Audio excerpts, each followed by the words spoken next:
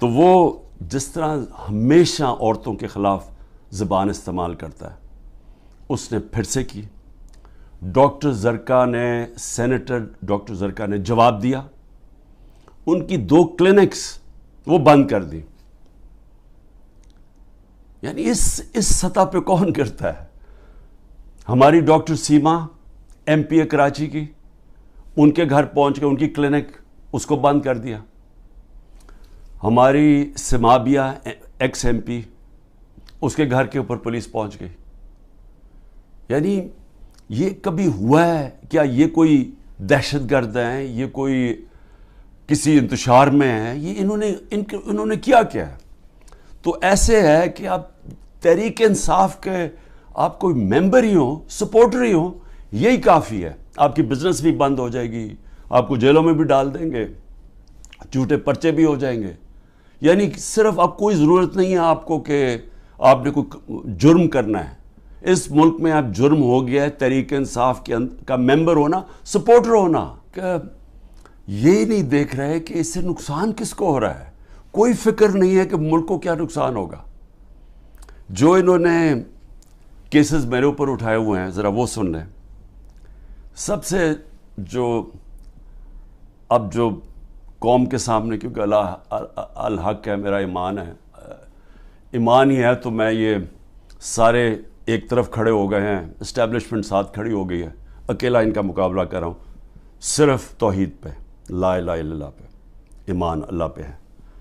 اور جس طرح اللہ ہر ان کی جو بھی کوشش کرتے ہیں خود ہی سچ سامنے آ جاتا ہے. جو انہوں نے میرے اوپر القادر کا کیس کیا. اب القادر کا کیس کیا تھا کہ عمران خان نے جو القادر یونیورسٹی بنائی ہے، جدھر مکمل طور پہ مستحق گھروں سے وہ بچے جو کہ جن کے ماں باپ اعلیٰ تعلیم نہیں افورڈ کر سکتے، وہ سب پڑھ رہے ہیں مفت.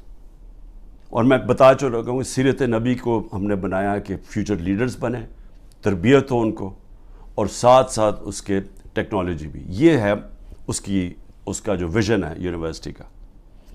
اس کو سامنے لا کے بہت بڑی سکینڈل ہو گئی. اور اب پتہ چلا ہے کہ انہوں نے اپریل 2020 میں تفتیش کی تھی. وہ میں پہلے کہہ چکا ہوں آپ کو. نیشنل کرائم ایجنسی انگلینڈ کو رابطہ تھا نیب کے ساتھ. یہ جو سیٹلمنٹ ہوئی تھی ملک ریاض کی فیملی کی اور این سی اے کی، یہ سارا کچھ نیب کو پتا تھا. اور نیب نے اپریل 2020 میں یہ انکوائری بند کر دی تھی. ایک دفعہ انکوائری بند ہو جائے وہ نہیں کھول سکتے آپ. اور انہوں نے جو سب سے بات جو چھپا لی، جس کے اوپر اصل بات ہونی چاہیے، کہ این سی اے نے ملک ریاض کا جو پیسہ تھا وہ فریز کیا کیوں؟ وہ منی لانڈرنگ کی وجہ سے نہیں کیا. وہ انہوں نے کہا کہ ایک ٹرانزیکشن ہوئی، اور یہ سنیں ذرا غور سے، کہ حسن نواز نے پراپرٹی بیچی ملک ریاض کے بیٹے کو، اور وہ جو پراپرٹی بیچی وہ 50 بلین پاؤنڈ کی بیچی. انہوں نے کیوں، نیشنل کرائم ایجنسی انگلینڈ نے کیوں اس کے اوپر ایکشن لیا؟ اور ایکشن کیا لیا؟ ان کے اکاؤنٹ فریز کر دیے. کیوں کیے؟ کیونکہ پراپرٹی کی قیمت آدھی تھی. انہوں نے دیکھا کہ اس کی قیمت آدھی تھی، یعنی وہ 25 ملین پاؤنڈ کے ارد گرد اس کی قیمت تھی. 50 ملین پاؤنڈ کیسے دے دیا اس پراپرٹی کو؟ نواز شریف تب پرائم منسٹر تھا. یہ 2000 جب ہوا، یہ 16-17 میں جب پرائم منسٹر تھا، تو پرائم منسٹر نے اس وقت اپنا زور لگا کے وہ دگنی قیمت کے اوپر پراپرٹی ملک ریاض کو بیچی. یہ پہلے تو یہ بتائیں پیسہ کدھر سے آیا؟ کدھر سے حسن نواز کے پاس اتنا پیسہ آیا؟ جب وہ ملک سے باہر بھاگے ان سے یہ سوال پوچھے گئے نا، کیونکہ بتا ہی نہیں سکتے. پیسہ چوری کا تھا. اور پھر وہ پراپرٹی دگنی قیمت پہ بیچ دیتے ہیں ملک ریاض کو. وہ کس لیے بیچی؟ اور وہ اصل کہانی وہ ہے القادر کی. اصل وہ اس کے اوپر بات نہیں کر رہے. کوئی پوچھ نہیں رہا نواز شریف سے کہ بتائیں جی بیٹے نے یہ پراپرٹی، اور آپ کو کیوں اتنی مہنگی پراپرٹی خریدی ملک ریاض نے. اور یہ بھی ہو گیا کہ یہ سارا کچھ پتا تھا نیب کو. ان کا جو ڈپٹی وائس چیئرمین ہے اس وقت نیب کا، وہ اس کمیٹی میٹنگ میں بیٹھا ہوا تھا جب یہ کیس کلوز کیا گیا. مجھے 3 گھنٹے انہوں نے بٹھایا سوال کرتے ہوئے، میرے سے پوچھا، جب ان کو سارے پتا تھا جواب، کیونکہ وہ ڈپٹی چیئرمین کو بھی پتا تھا، پروسیکیوٹر جنرل کو بھی پتا تھا. اس وقت جو ڈائریکٹر تھے نیب کے پنڈی میں، منگی صاحب، وہ بھی بیٹھے ہوئے تھے اس میٹنگ پہ. تو ان کے پاس تو منٹس پڑے ہوئے ہیں اس کے. تو پھر یہ کیوں میرے اوپر سارا کچھ کیا، اور یہ جو میرا وارنٹ نکالے اور مجھے اریسٹ کیا. آج پاکستانیوں کو کس چیز سے گزرنا پڑ رہا ہے. 16 روپے یونٹ بجلی تھی جب ہم گئے اپریل کے اندر، آج بجلی 50 روپے یونٹ پہ پہنچ گئی ہے. آپ ذرا پوچھیں تنخواہ دار لوگوں سے کہ ان کے اوپر آج کیا گزر رہی ہے. یہ کون ذمہ دار ہے اس کا؟ وہ جنہوں نے سازش کر کے گورنمنٹ گرائی تھی. اور اصل انکوائری یہ ہونی چاہیے جو میں نے سپریم کورٹ کے چیف جسٹس کو کہا تھا، آپ کو انکوائری کرنی چاہیے کہ یہ قوم سے بہت بڑی سازش ہوئی ہے، قوم سے دھوکہ ہوا ہے، اور اس کا ذمہ دار جنرل باجوہ تھا. اور اس لیے کیونکہ وہ تھا، کسی نے جرت نہیں پڑی کسی کی اس کے اوپر انویسٹیگیشن کرنے کی. آٹا 55 روپے 60 روپے سے پہنچا ہے آج کے جی 150 روپے پہ. سوچیں کہ یہ عام آدمی کی خوراک ہے آٹا. اس کے بعد چاول دگنی قیمت ہوگی جو چاول تھے. چینی، ہمارے دور میں بڑا شور مچا چینی چور.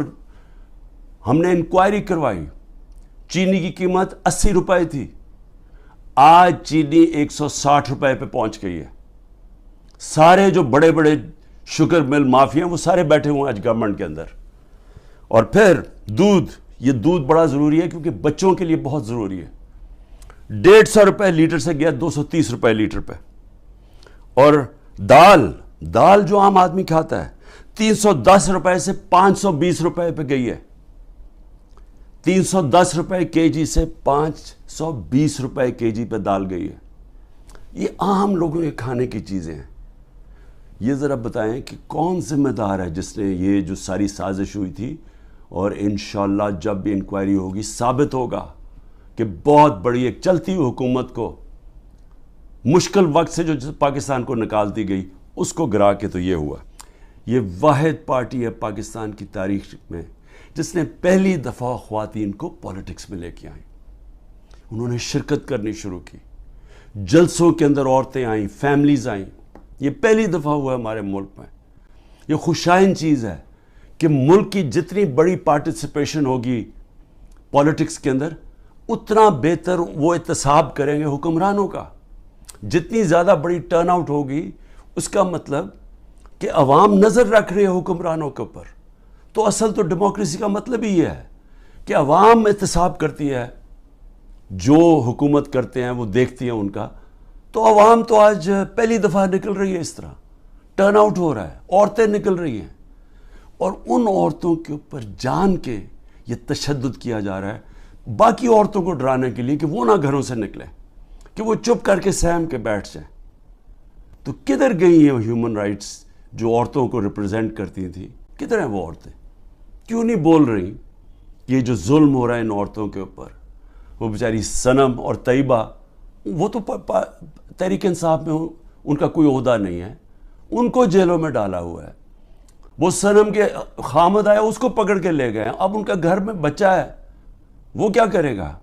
دونوں کو پکڑ کے لے گئے. عمر چیمہ، اس کی بیوی، میں پھر سے کہتا ہوں وہ کینسر کی سفرر ہے، کینسر کی سے اس کو پکڑ کے جیل میں ڈال دیا، صرف اور صرف دہشت پھیلانے کے لیے کہ عورتیں گھروں سے نہ نکلیں. کیوں فکر نہیں ہے کہ یہ پاکستان کی عورتوں سے کیا ہو رہا ہے؟